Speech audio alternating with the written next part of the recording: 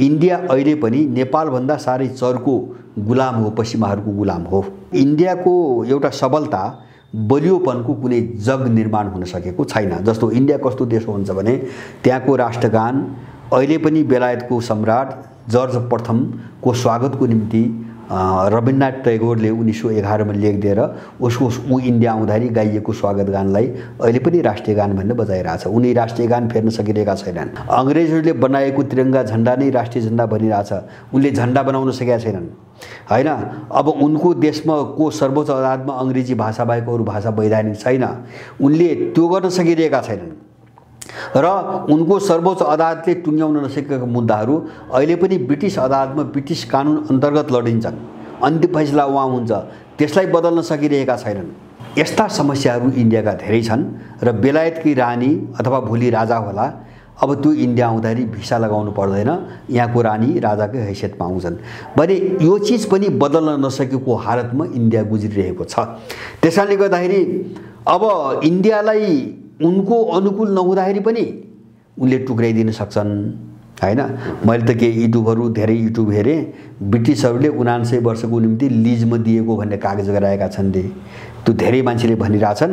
अब राजीव दीक्षितको त मैले के सुने भन्छ भने ब्रिटिस लाइब्रेरीमा गएर त्यहाँ हेरेर पढेर नै उनी चाहिँ त्यो आएको लिजमै दिएछ इन्डियालाई 79 वर्ष। 79 वर्षपछि जस्तो अब 2046 मा त्यो अवधि सकिन्छ। अब दुईटा कुरा हुने भए। अब विश्वको समग्र परिस्थिति अर्कै ढङ्गले गयो भने त त्यो लिजको चाहिँ कागजले काम नगर्न पनि सक्छ। तर यस्तै स्थिति रह्यो र इन्डियाको हालत यही हुने र अब फेरि ब्रिटिसहरूकै बोलवाला पनि अहिले जे छ नि यस्तै रहने हो भने इन्डिया त फेरि चाहिँ ब्रिटिसहरूको कन्ट्रोलमा जान पनि सक्ने भयो सम्झौताबाट। माने त्यो हालतमा भएको एउटा छ हैन। उनले पनि कुनै बेला टुक्राइदिन सक्छन्।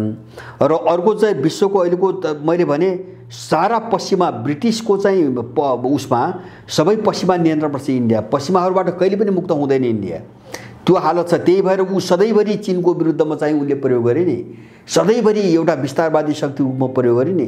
त्यसको खास कारण छ। त्यो कारण हो इन्डिया पश्चिमाहरूबाट बलियोसँग चाहिँ गाँजिएको छ, आफ्नो ढङ्गले काम गर्नै सक्दैन। अब एउटा त्यो कारण, अब त्यो कारणले जो चीनका विरुद्धमा चाहिँ पटक पटक प्रयोग गर्न खोज्छन् नि, जस्तो 1962 को जस्तो युद्ध त हुँदैन। अब अहिलेको चीन त विश्वको महाशक्ति हो, त्यससँग पनि अहिले त रसियनहरू पनि जोडिए, एउटा गठबन्धन जस्तो बन्यो। अब चाहिँ युद्ध भयो र पश्चिमाहरूले प्रयोग गरी इन्डियालाई प्रयोग हो भने यो पक्षबाट यो शक्तिबाट तपाईको 24 घण्टाभित्रै इन्डिया टुक्रा टुक्रा हुन्छ। त्यसलाई थ्याक्न सक्ने, रोक्न सक्ने कुनै पनि सामर्थ्य इन्डियासँग छैन। त पूर्वोत्तर इन्डियादेखि लिएर काश्मीरदेखि लिएर त्यो मात्र हैन, अहिले गुजरातमा चाहिँ जुनागढमा पनि चाहिँ पाकिस्तानले दाबी गर्न थाल्यो हैन। जस्तो हैदराबादमा त्यस्तै असन्तुष्टि छ। अब अङ्ग्रेजहरू गएपछि इन्डियाले धेरै पछि कब्जा गरेको हैदराबादलाई, गोवाको केस त्यही हो हैन। यस्तो समस्या इन्डियामा धेरै छ। त्यसकारणले गर्दाखेरि इन्डिया अबको यो चाहिँ जो ध्रुवीकरण हो नि, यो ध्रुवीकरणमा चाहिँ इन्डिया विभाजन हुने सम्भावना एकदम बढी छ, एकदम अप्ठ्यारो ठाउँमा बढी छ इन्डिया। त्यसकारणले इन्डिया चाहिँ उनीहरूले ठेक्न नसक्ने गरी टुक्रा टुक्रा भएर जान सक्छ। मलाई लाग्छ त्यो परिस्थिति आउँछ। इन्डियनहरूको अहिलेको रोल हेर्दाखेरि त्यो बाटोमा इन्डियनहरू पुग्छन् भन्ने कुरा चाहिँ मलाई बढी विश्वास छ। नेपालको अहिले जो पूर्व मेचीदेखि महाकालीसम्मको नक्सा भनिएको छ त्यो वास्तविक नेपालको नक्सा होइन। नेपाल भनेको चाहिँ जुन विशाल नेपालभित्र पर्दछ, वास्तविक नेपालको संरचना भनेको चाहिँ त्यो प्रायोजित रूपमा नेपाललाई अहिले राष्ट्रिय गानकै कुरा गर्ने हो भने सार्वभौम फैलिएका मेची महाकाली भनेर भनिएको छ। पहिलो कुरो त कुनै पनि देशको राष्ट्रगानमा भूगोल उल्लेख गरे हुँदैन। यो प्रायोजित रूपमा नेपालको राष्ट्रगान आएको छ भनेर भनिएको छ र भविष्यमा नेपालको विशाल नेपाल फिर्ता हुन्छ भन्ने खालको कुराहरू पनि आइरहेका छन्। घटनाक्रम पनि त्यसरी नै मोडिएको छ। यो विषयलाई तपाईले कसरी अध्ययन गर्नुभएको छ? वैद्य यस्तो हो, यो हामीले प्रयत्न गरेर आउने नगरे नआउने भन्ने कुरै होइन। मैले बुझेको के हुन्छ भने नेपाल काँगडादेखि टिस्टासम्म पुगेको हो, नेपाल थियो, त्यो सबैले बुझेको कुरो भयो। अब त्यो भूभाग अवैधानिक ढङ्गले चाहिँ खोसिएको छ, त्यो पनि सबै नेपालले बुझ्नुपर्छ। किन सुगौली सन्धि नै वैधानिक छैन हैन। सुगौली सन्धि के हो भन्छ भने यहाँको राजाले अङ्ग्रेजसँग वार्ता गर्न पठाएको मान्छेले सही गरेको छ होइन उसलाई जबकि सही दुईजना मान्छे गायब होइन उनले जागिर दिएर ठुलो सम्पत्ति दिएर इन्डियामा उतैतिर राखे उनको खलक उतै छ गायब त हुने नै भए होइन ठुलो बिर्ता दिए नि हजारौँ चाहिँ तपाईँको बिघा जमिन दिए चन्द्रशेखर र अर्को एकजनाको गएको थिए दुईटीलाई किन्यो नि ब्रिटिसहरूले उनलाई हस्ताक्षर गर्ने अधिकार पनि थिएन उनले गरे राजाले लालमोहर लाएन त्यस कारणले सन्धि नै अवैधानिक छ त्यो कुरोबाट हामीले चाहिँ हिजोको नेपालको कुरो गर्नुपर्छ नगर्ने होइन अब त्यो फर्किने नफर्किने कुरा के हो भन्छ भने अब ठुल्ठुला उथलपुथल र चाहिँ तपाईँको युद्धका बेला धेरै देशका नक्साहरू चाहिँ तपाईँको गुमेका छन् धेरै नयाँ नक्साहरू बनेका छन् सबै युद्धमा पहिलो विश्वयुद्धमा त्यही भयो होइन पछि त्यही भयो दोस्रो विश्वयुद्धपछि त्यही भयो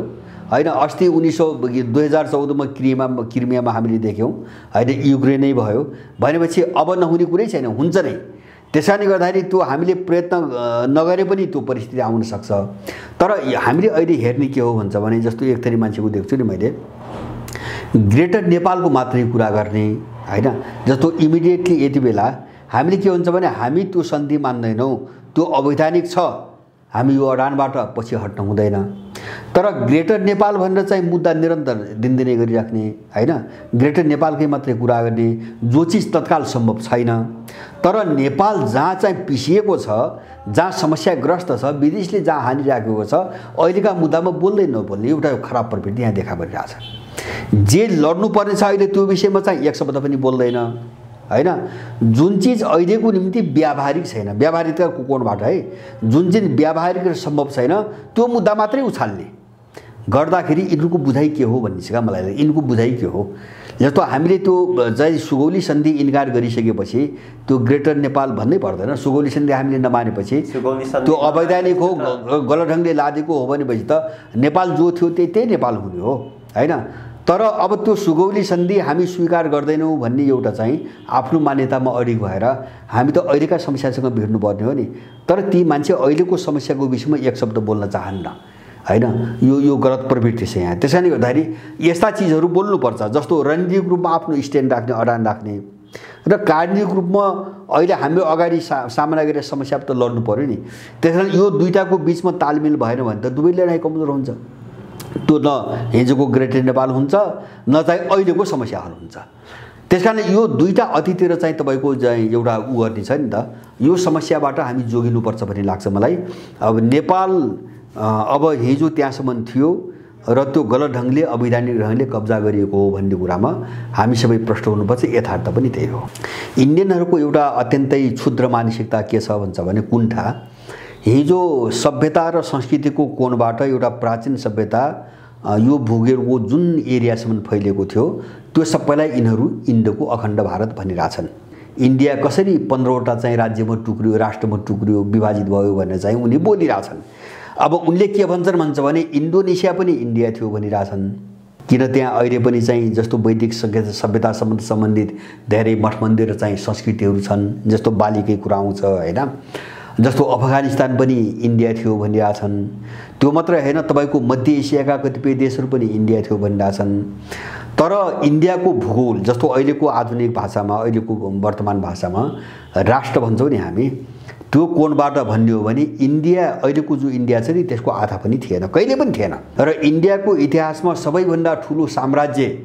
विस्तार गरेको चन्द्रगुप्त मौर्यले हो होइन चाणक्यले जो राजा बनाए चन्द्रगुप्त मौर्यले हो अब त्यसपछि अलिकति राज्य विस्तार चाहिँ सुङ वंशले गर्यो पुष्यमित्र सुङहरूले गरे होइन मौर्य शासनपछि अब उनको भूगोल कहाँ छ त भन्छ भने बिहार उत्तर प्रदेश मध्य प्रदेश गुजरातको चाहिँ तपाईँको पूर्वी छेउ हरियाणा र दिल्लीको सेरोफेरो बस मगध साम्राज्य योभन्दा बाहिर जान सकेन सबभन्दा ठुलो इन्डियन साम्राज्य भने त्यही हो भने दक्षिण भारत र बाँकी यो पूर्वोत्तर भारत र काश्मीर जस्तो छ नि यो कहिल्यै पनि इन्डिया होइन कहिल्यै पनि इन्डिया होइन मान्छेलाई यही भ्रम छ यो त अङ्ग्रेजहरूले आफ्नो चाहिँ आर्थिक स्वार्थले जस्तो 500 550 अलग अलग राज्यहरू थिए इन्डियामा अब सबैसँग चाहिँ व्यापारी हिसाबले इस्ट इन्डिया कम्पनी त लुट्न आएको होइन कतिसँग चाहिँ फरक डिल गरेर त सम्भव भएन नि अनि सबैलाई एउटै भूगोलभित्र गाभेर जबरजस्ती गाभेर उसले आफ्नो प्रशासनिक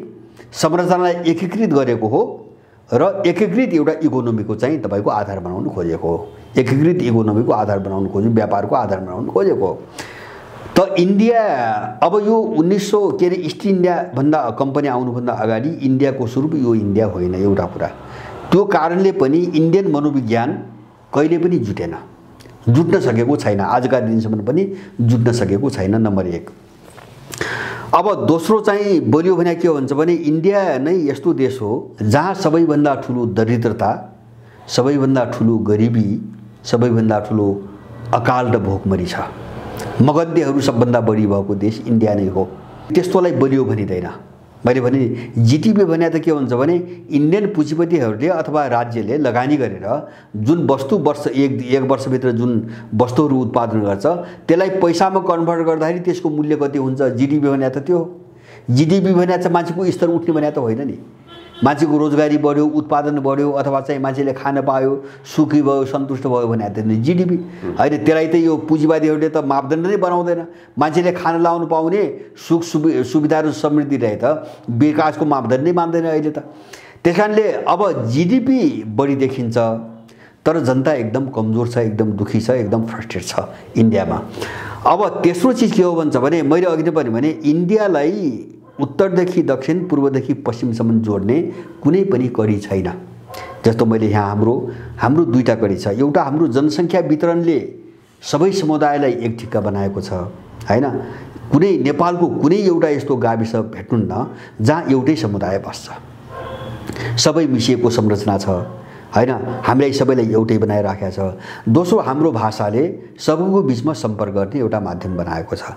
इन्डियामा यो केही पनि छैन।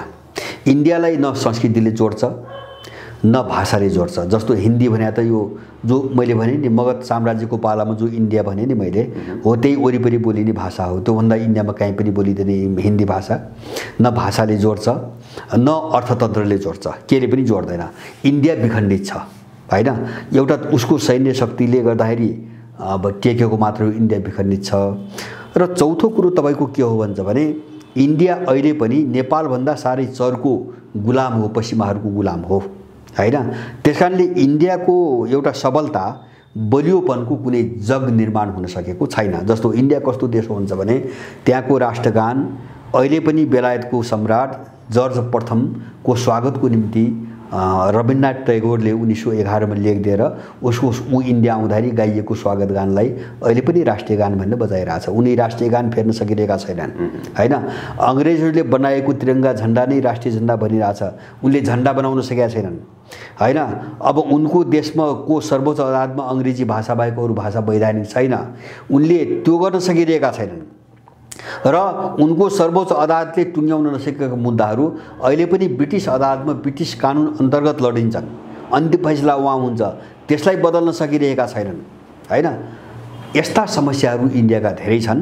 र बेलायतकी रानी अथवा भोलि राजा होला, अब त्यो इन्डिया आउँदाखेरि भिसा लगाउनु पर्दैन, यहाँको रानी राजाकै हैसियतमा आउँछन् भने यो चिज पनि बदल्न नसकेको हालतमा इन्डिया गुज्रिरहेको छ। त्यसैले गर्दाखेरि अब इन्डियालाई उनको अनुकूल नहुँदाखेरि पनि उनले टुक्राइदिन सक्छन्। त्यसलाई थ्याक्न सक्ने, रोक्न सक्ने कुनै पनि सामर्थ्य इन्डियासँग छैन।